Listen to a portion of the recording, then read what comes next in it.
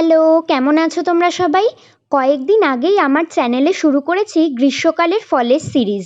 আর সেই লিস্টে আম থাকবে না এটা তো জাস্ট ভাবাই যায় না। আফটার অল আমাদের দেশের জাতীয় ফল হলো আম, আবার ফলের রাজাও আম।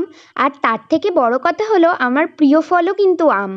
এবং প্রাউডলি আরেকটা কথা জানিয়ে রাখি, এই সিরিজে আমি যেসব ফল দেখাবো কোনোটাই কিন্তু বাজার থেকে কেনা নয়, বরং সবগুলোই আমাদের নিজেদের বাড়ির। গ্রীষ্মের ফল সিরিজের ফার্স্ট এপিসোডটা ছিল আমাদের বাড়ির জামরুল নিয়ে।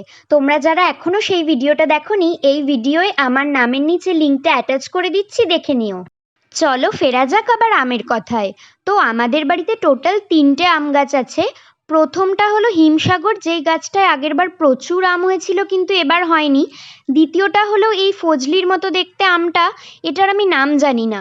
আর 3 নম্বর হলো এই যে গাছটায় দেখছো আম পাড়া হচ্ছে, এটা মল্লিকা। এই 3টি আম গাছই আমার শাশুড়ি মা লাগিয়েছিলেন এবং অনেস্টলি এই 3টে আমই ভীষণ মিষ্টি।